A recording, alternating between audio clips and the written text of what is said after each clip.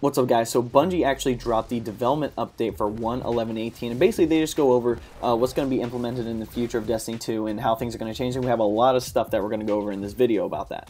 Alright, first thing I found important was the Destiny content categories. They say, one thing we want to set clear expectations for which categories of content are available to everyone each season and which are exclusive to Destiny 2 expansions. So expansions are purchasable updates that typically add a new story, destinations, and gear, as well as new Crucible, Strike, and Raid Layer content. Seasons introduce content that is made available to all players of Destiny 2 at no additional cost. Iron Banner faction rallies and their rewards will be available to everyone as part of Season 2. Additionally, going forward, we are making a change that new seasonal rewards from Crucible Strikes and Trials of the Nine will be available to all players.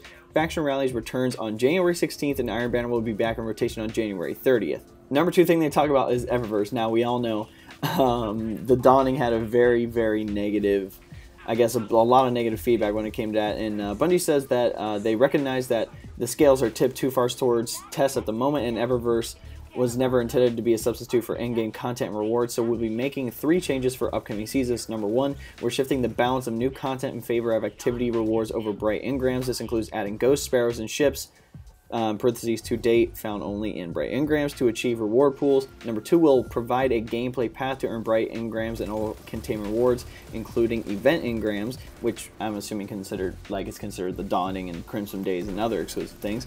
Number 3, will give players more direct purchase options and make adjustments to bright engrams to allow players to get the items they want more often. Also, they talk about Crimson Days. So Crimson Days is confirmed. The Valentine's Day event is confirmed as beginning February 13th, with even more changes on the way in Season 3. So Crimson Days seems that it will be in Season 3 of Destiny 2. So first thing to say, completing Nightfall Raid and Crimson Days milestones during Crimson Days will reward you an exclusive legendary emote, weapon skin, and exotic sparrow respectively. Number 2, players will earn double engrams at level up, 1 Crimson engram and 1 Illuminate engram for the duration of the event. I really like that. That's the main thing that stood out to me, because I feel like that's what they should have done with the Dawning, but obviously they didn't. But I'm glad they're taking this step in the right direction when it comes to rewarding players. Number 3, Crimson engrams can also drop from completing the Crimson Days match and from completing the Crimson Days milestone on each character. Number 4, each Crimson engram is very strongly weighted to new rewards when decrypted until all new event items has been obtained. So it seems that the rewards that you don't have, that you get, like, okay, so basically, if you don't have the rewards inside of the Crimson engram, those chances are higher versus you already having some of the Crimson Days rewards. So you will potentially be able to get all the gear that you want. Third thing I want to go over is the future roadmap. They say there are 3 releases that we want to put on your radar right now. Later releases will get more specific dates as they get closer. First up, January 30th, Masterwork Armor. They say they're expanding the Masterwork system to include armor. Masterwork Armor provides an increased damage reduction while you're using your super, which is great because I feel like I die very fast all the time. You can reroll the armor stat type on your Masterwork Armor, and similar to Masterwork weapons, so you can upgrade a piece of armor to Masterwork by spending Masterwork cores and legendary shards. So it's basically the same thing what you do with Masterwork weapons, except now they implement it on the armor. Now they say they have the raid reward rework. That's too many R's, but they say they're updating the raid rewards to make them more unique and interesting. They will now feature mods with raid specific perks, and we are adjusting the rewards to ensure a raid item drops from each major encounter. The raid vendor will also directly sell Leviathan and Eater World's armor and weapons for purchase with raid tokens and legendary shards. I really like that, because I would rather be able to go like buy the gear and just complete some challenges in case I don't get it, and so I can just go get it myself, even if you don't play the raid a lot. Number 2, they say we are also adding a new ghost with raid specific perks that has a chance to drop from the Leviathan and Eater World's final encounters. We intend to return to creating more raid and other activity unique rewards in the future. Next thing to go over is mods. So it says mods 2.0, work is underway on a full rework of armor and weapon mods. This will focus on reducing redundant mods, more unique theming, and greatly increases their impact on your power. We are aiming for a February release, but the scope of the rework could push parts of it all the way out to early spring. We'll be evaluating how mods play into the bright engram economy as a result, because we're sensitive to pay-to-win outcomes, which I agree with, and I agree they definitely need to make more mods and make them more unique, especially if you have mods that are specific to weapons. They should be on weapons, and if you have mods specific to armor, they should be on armor. You know what I'm saying? I actually made a video of it before. You can actually just go back in my videos and find out it wasn't that long ago. If you want to check that out, I have like a rework system how they should do the mods. Next, we go over quick play improvements. We are adjusting game mode rules to increase the pace of gameplay and power ammo acquisition in quick play. So basically just going to give us more power ammo instead of, I guess, like what they would do in Destiny 1, where you just have sniper and like the special come up like all the time. Obviously, snipers are like power weapons now, and obviously you can't use them a lot because there's not a lot of power armor, and there's not a lot of like high. It's not a lot of reward. It's high risk, but very small reward with those things.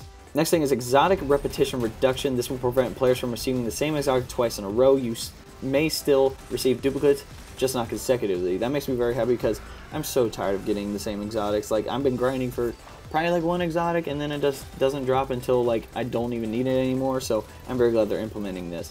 Last thing, the February one, it says Fireteam members on destination map. You'll finally be able to see the other members of your Fireteam on the destination map. No more having to ask your Fireteam where they went when they fast travel to another landing zone. So you can actually see them like basically in the game, which is going to be awesome. They don't have a picture of it. I wish they did kind of see what it looks like, but that's kind of cool that I'd be able to find Fireteam members and just join them without having to, like, I guess, ask. Next thing under the roadmap is Spring 2018. First thing they have is the Crucible, and this is really awesome. They brought in Crucible rank. Beginning with Season 3, they will introduce seasonal Crucible ranks. There will be 2 different ranks for players to pursue. First is Valor, a progression rank that goes up as you complete matches. Winning helps you move up faster, but there are no like loss penalties, you know what I'm saying? And then you have Glory, a progression rank that goes up when you win and down when you lose. Performance is how you move up here. I'm very happy they brought this in. Some people aren't as, I guess, happy as I am. Like, they even want ranked, and this is how they did it. You want rank, you want exclusive rewards. That's literally what people have said. That's literally what content creators have said. They've done this. They just did it 2 different ways. You can choose either one you want. I'm assuming there's going to be specific rewards for each one, but they have answered back with it. You know what I'm saying? Like, they are progressing slowly. You can't just, like, basically revert it back to Destiny 1. That's way too hard. This is probably the best way they can do it, and I agree with what they're doing with this right here. They also bring back private matches. Private matches are coming to all players in Destiny 2. Players will be able to invite their friends to play on a map and mode of their choosing. This is really good. This is really good, especially for the competitive community. These are really good for people who do tournaments, especially with PvP Live or DTR Champions or anything like that. This is really great for those guys. Now, basically, I am and BSK can play against each other, or Primal and Soar. Now that Soar has their Destiny thing, like they're going to be having those private matches now, so I'm very glad they're bringing that in. Also, they're bringing in 6v6 playlists. They're bringing back 6v6 PvP into Destiny 2 in addition to the 4v4 game modes. That makes me extremely happy. Mayhem event-wise, Mayhem will return as a limited time event during Season 3 and going forward. They also have some additional highlights, weapon and ability balance pass, sandbox adjustments based on player feedback and data from the live game. The sandbox team will share specific changes that will lead up to Season 3. Next, exotic weapon and armor balance pass. Exotic weapons and armor are receiving a comprehensive design pass to ensure they stand out from the rest of the gear and offer new, exciting, powerful new ways to play. I completely agree with this because exotics need to feel exotic, you know?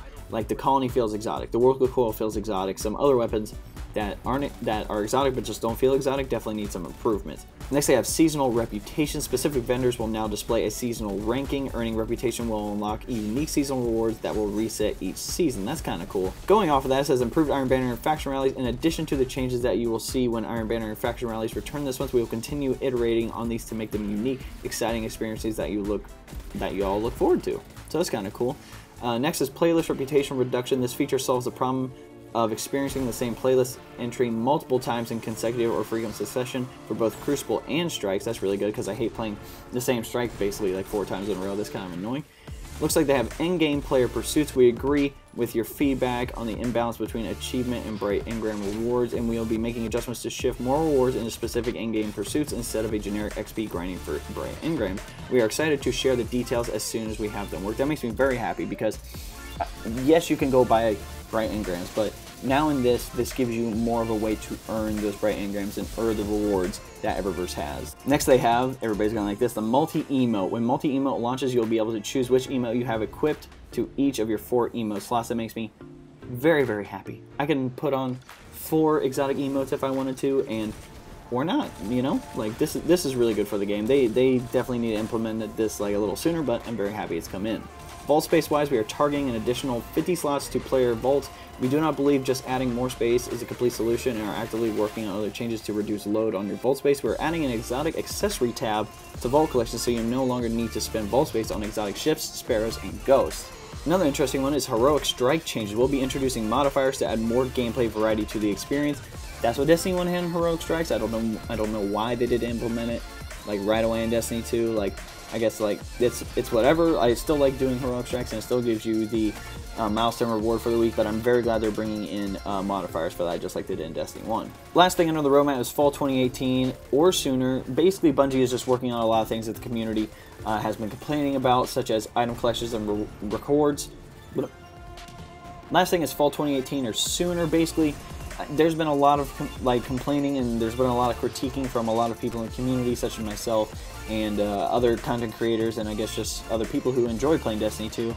And basically, they're just going to be going over everything in the near, well, maybe not near future, but hopefully in the near future, that they'll be able to improve on things like item collections and records, weapon slot and archetype improvements, additional Crucible playlists, aka Rumble, better clan rewards, Masterwork exotics, we definitely need those, pinnacle weapon and gear improvements, Trials of the 9 improvements, shaders and dismantling, we definitely need that stuff, the future of guided games, and address solo versus fireteam matchmaking. That is my main thing right there, because I hate going in solo and then facing a fireteam. That is very unfair to me. I'm automatically basically going to lose unless those guys are freaking horrible, you know? But if I go in a fireteam, I expect to be facing a fireteam. You know what I'm saying? If I go in solo, I expect to be playing against solo players, and whether they decide to do the freelance playlist again or change the matchmaking somehow, like, they definitely need to figure out what's going on with that, because I hate going against a fireteam by myself. Alright guys, that's basically everything that I found important in this development update. I really hope you enjoyed my thoughts on the game. Basically, like, if I agree or disagree with some stuff in the game, it is what it is. You know, Bungie's trying their best to improve the game. I'm very happy they brought in ranked and private matches. This is going to help out the competitive community, like I Am, BSK, Primal, Soar. That's going to help out all of those people. And bringing in a ranked playlist, like, I'm very glad they, not playlist, but ranked, like, play and rewards, like, that makes me very happy. People have been asking that for a while, like the Overwatch system.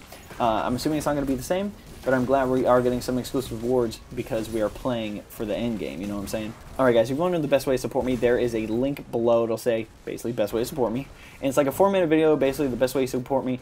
I'm not using Patreon, I'm not using anything like that, because I think that's a waste of money for you guys. I'd rather you do something else, and this is the way you can do it if you want to support me in my, I guess, my YouTube career and my brutally honest, realist, like, I guess, thoughts on Destiny 2 and all that good jazz, and maybe some other games I might be bringing in here. So, but if you don't want to do that, that's fine. If you want to do something else, you can like videos, subscribe to the channel, turn on that notification bell if you want to be notified, and share videos. That's basically all you have to do right there. And lastly, just comment what you guys want to see below. I'm making content for you guys, so whatever you guys want to see, definitely just comment like below, and I will try to get that content out to you as quickly as possible. But anyway guys, hope you enjoyed this video. We'll catch you next time.